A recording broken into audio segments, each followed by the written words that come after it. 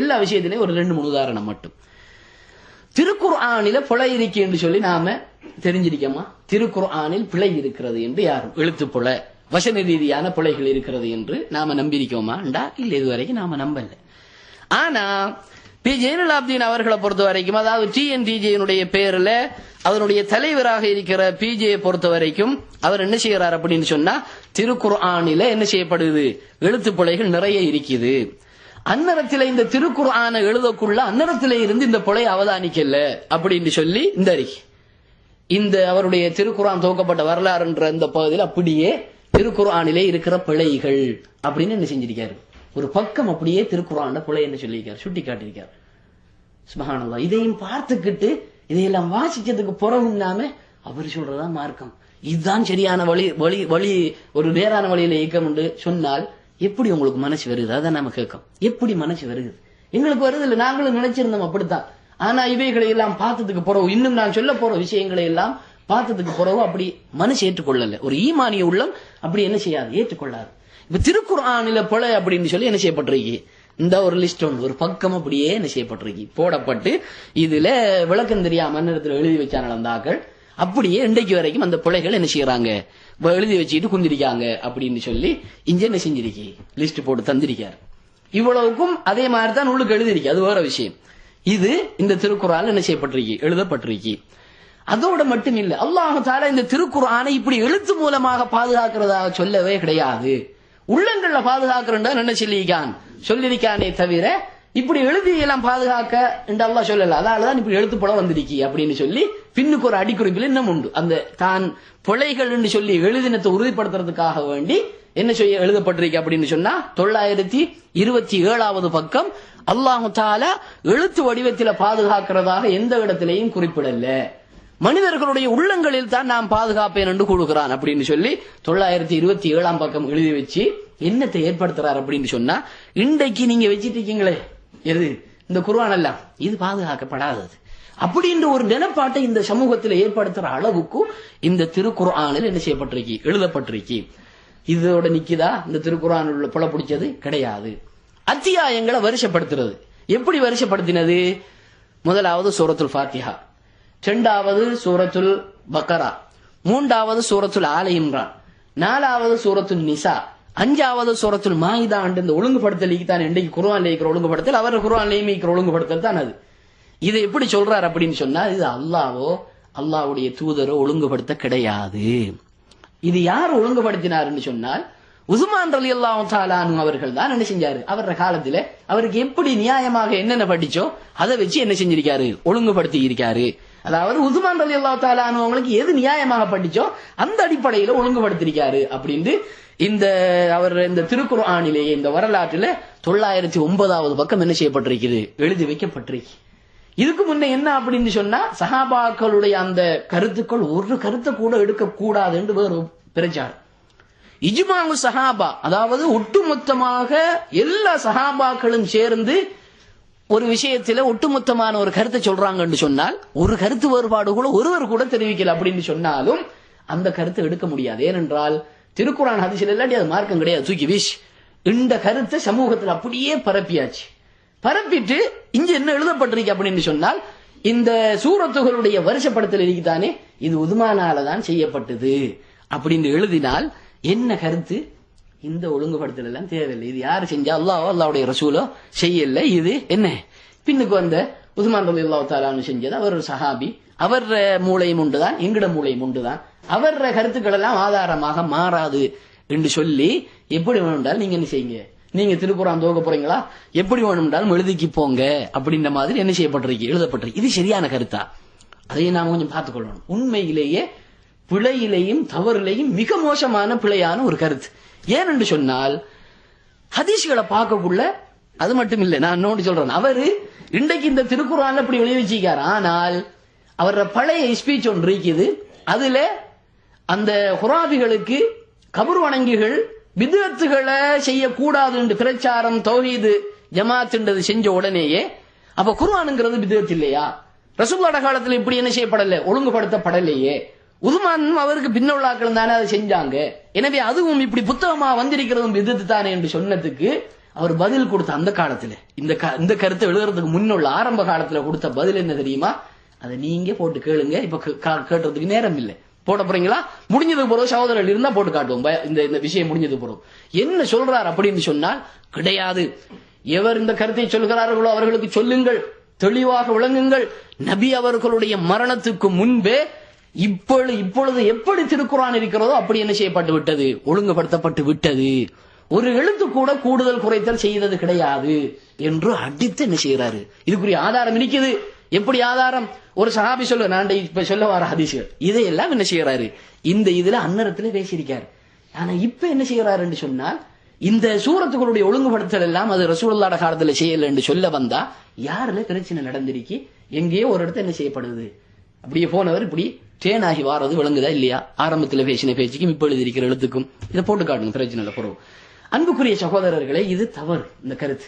ஏனென்றா ஒரு சஹாபி சொல்றாங்க, ரசூலுல்லாஹி ஸல்லல்லாஹு அலைஹி வஸல்லம் அவர்களோட நான் தொழுதுட்டு இருந்த உடனே நான் யோசிச்சேன், ரசூலுல்லாஹ் சூரத்துல் பக்ராவை நினைச்சுக்கிறாங்க ஓதுறாங்க.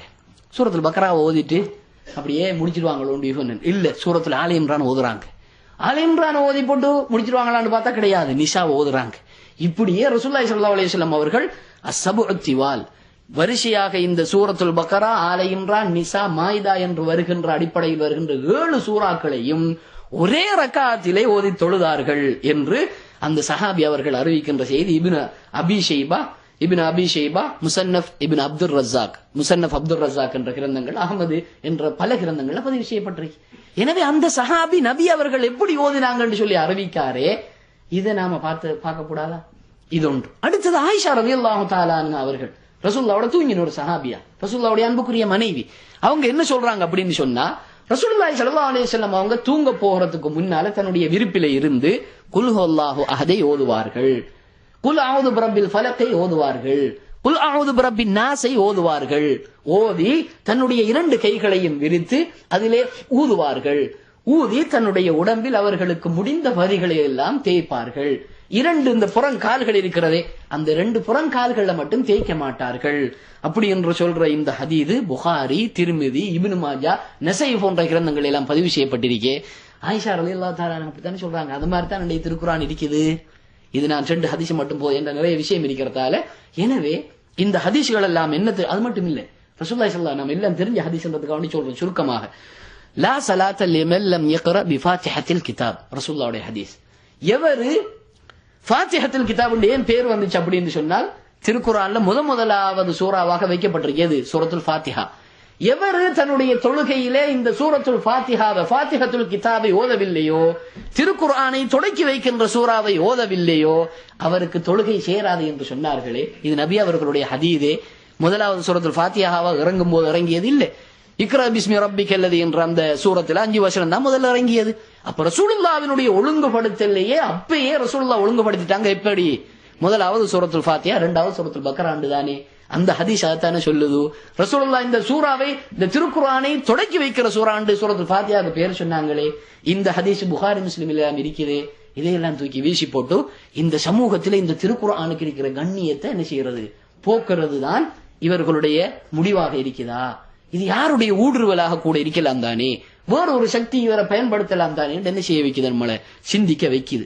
இது மட்டும் இல்லை, நாம விளங்கியிருக்கோம். எப்படி? திருக்குர்ஆன்ல 114 சூரத்துகள் இருக்கின்ற விளங்கிக்கும், அது அப்படிதான் இருக்குது.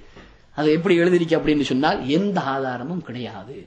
திருக்குர்ஆனில் 114 சூறாக்கள் என்று அல்லாஹ்வுடைய தூதரோ சொல்லவில்லை, இவர்கள் எழுதி வைத்திருக்கிறார்கள் அப்படி என்று என்ன செய்யறாரு, சொல்றாரு. ஆனா முந்திய ஒரு ஸ்பீச்ல சீடி இன்ஷா அல்லாஹ் நாங்க பகிர்வோம். அந்த சீடி அவர் பேசுற ஒரு இது அப்படியே எடுத்து போட்டிருக்கேன் அந்த சீடியில, அது இன்ஷா அல்லாஹ் தருவோம் உங்களுக்கு, எல்லாருக்கும் பகிர்வோம் இன்ஷா அல்லாஹ். அதுல சொல்றாரு 114 சூறாக்கள் இருக்கின்றன திருக்குர்ஆனில், அதே போன்று ஒரே ஒரு சிறிய சூறாவை கொண்டு வர முடியாது என்றது எப்போ உள்ள பேச்சு, அந்நேரத்தில் உள்ள பேச்சு. ஆனா இன்றைக்கு எழுதி வச்சிருக்கிறது என்ன அப்படின்னு சொன்னால், இது 114ங்கிறதுக்கு எந்த ஆதாரமும் இல்லை அப்படின்னு என்ன செய்யப்பட்டிருக்கு, எழுதப்பட்டிருக்கு. இது சரியான கருத்தாண்டா, இதுவும் பிழையான கருத்து. ஏன்னு சொன்னா ரசூலுல்லாஹி ஸல்லல்லாஹு அலைஹி வஸல்லம் அவங்க ஹதீஸ் இருக்குது, அபூ தாவூத், திர்மிதி, அஹ்மது, நஸை போன்ற கிரந்தங்கள்ல திருக்குர்ஆனுடைய வசனங்கள் இறங்கும். வசனங்கள் இறங்கும் போது ரசூலுல்லாஹி ஸல்லல்லாஹு அலைஹி வஸல்லம் என்ன செய்வாங்கன்னு சொன்னால், எழுதக்கூடிய சஹாபாக்கள், திருக்குர்ஆனை குறிச்சு வைக்கக்கூடிய சஹாபாக்களை அழைச்சி இந்த வசனங்களை இந்த சூறாவோடு எழுதி வையுங்கள், இந்த வசனங்களை இந்த சூறாவோடு எழுதி வைங்கள்னு என்ன செய்வாங்க, சொல்லுவாங்கன்னு ஹதீஸ் இருக்கு. அப்ப ரசூலுல்லாஹ் உயிரோடு இருக்கக்குள்ளேயே திருக்குர்ஆனுடைய வசனங்கள் எல்லாம் இறங்கி முடிஞ்சிருச்சு. அப்ப ரசூலுல்லாஹ் என்ன செஞ்சிருக்காங்க, மரணிக்கிறதுக்கு முன்னேயே என்ன செய்யப்பட்டுட்டு 114 சூறா என்ன செய்யப்பட்டது, உறுதிப்படுத்தப்பட்டுட்டு. அப்ப எனவே இந்த ஹதீதுகளை எல்லாம் பார்க்காமையா அல்லது வேணுமென்று இந்த சமூகத்துல ஒவ்வொரு விஷயங்களாக அப்படியே எடுக்கிறதுனுடைய அமைப்பில் முதலாவது திருக்குர்ஆன்ல கை வச்சாச்சு. ஏனென்றா இந்த திருக்குர்ஆன்ல மட்டும்தான் ஷியாக்களை தவிர எந்த ஒரு சமூகமும் கை வைக்க தோங்கல. ஆனா அதுலேயும் கை வச்சிட்டோம் அப்படின்னு சொன்னதுக்கு பிறகும் இவங்க சொல்றதுதான் மார்க்கம், இவங்க இந்த டிஎன்டிஜி சொல்றதுதான் சரியான குர்ஆன் ஹதீஸ் என்று சொல்றதுக்கு ஒரு ஈமானிய உள்ள இடம் கொடுக்குமா? அன்புக்குரிய சகோதரர்களை சிந்திச்சு பாருங்க. அது மட்டும் இல்ல, சூறாக்கள்ல பேர் இருக்குதானே, முடிச்சு சொல்லி முடிச்சு கொஞ்சம் 2, 3, 5வது வரலையே. சூறாக்கள்ல பேர் இருக்குதானே, இந்த சூறாக்கள்ல பேர் கூட யார் வைக்கல, அல்லாஹ்வுடைய ரசூலை வைக்கல. எல்லாத்துக்கும் அல்லாஹ் தஆலா சில சூரத்துகளை சொல்றான் பேர்களை, ரசூலுல்லாஹ் சிலதுக்கு சொன்னாங்க, சஹாபாக்கள் சிலதுக்கு வச்சார்கள். ஆனால் அதிகமான சூறாக்களுக்கு சஹாபாக்களுக்கு பிந்தி வந்தவர்கள் தான் என்ன செஞ்சாங்க, பேர் வச்சாங்க அப்படின்னு என்ன செய்யறாரு, எழுதி வச்சிருக்காரு. இது 913வது பக்கத்துல இந்த திருக்குர்ஆன் துவக்கப்பட்ட வரலாறுல நீங்க பார்க்கலாம், பிஜி அவர்களுடைய திருக்குர்ஆன் தர்ஜுமா. அப்ப நாம நேரத்தோட பார்த்த ஹதீஸ்கள் எல்லாம் ஆதாரம் என்ன, அத்தியாயங்களுடைய பேர்கள். ஆயிஷா ரலியல்லாஹு தஆலா சொல்றாங்க, குல் ஹுவல்லாஹு அஹத், குல் அஊது பிரப்பில் ஃபலக், குல் அஊது பிரப்பின் நாஸ் ஓதி தூங்குவார்கள். ரசூலுல்லாஹி ஸல்லல்லாஹு அலைஹி வஸல்லம் அவர்கள் தொழுகையில சூரத்துல் பக்கரா ஓதினாங்க, முடிச்சுக்குவாங்களான்னு பார்த்து முடிக்கல. ஆலி இம்ரான் ஓதினாங்க, அதோட முடிச்சுக்குவாங்களான்னு பார்த்து முடிக்கல. அதுக்கப்புறம் என்ன செய்யறாங்க, நிசா ஓதுறாங்கன்னு சொன்ன ஹதீஸ்கள் எல்லாம் அந்நேரத்திலேயே என்ன செய்யப்பட்டுட்டு சூரத்துகளுக்கு பேர்கள் எல்லாம் சொல்லப்பட்டுட்டு என்றதுக்கு ஆதாரமா இல்லையா? அது மட்டுமல்ல, ஒவ்வொரு வசனங்கள் இறங்கின உடனே இந்த சூரத்துல கொண்டு போய் வெய் என்று ரசூலுல்லாஹ் சொல்லுவாங்கன்ற ஹதீஸை நாம பார்த்தோமே, இது ஆதாரம் தானே. சூரத்துகளுக்கு ரசூலுல்லாஹி ஸல்லல்லாஹு அலைஹி வஸல்லம் அவங்களுடைய காலத்திலேயே பேர்கள் எல்லாம் வைக்கப்பட்டுட்டு. இதை விட பெரிய ஆதாரம் என்னன்னு சொன்னா, பெரிய ஆதாரம்னா அவருக்கு முரணான ஆதாரம் அவர் பேசுறது. ரசூலுல்லாஹ் காலத்துல எல்லாமே இப்ப எப்படி இருக்கோ இந்த திருக்குர்ஆன் அப்படி என்ன செய்யப்பட்டுட்டு ஒழுங்குபடுத்தப்பட்டுட்டு அவரு பேசினது அவருக்கு ஆதாரம். அப்ப எனவே இடையில ஏதோ அவருக்கு என்ன செய்யப்பட்டிருக்கு, நடந்திருக்கு என்று நாம நினைக்கிறதுக்கு ஒரு காரணமாக இது என்ன செய்யுது, இருக்குது.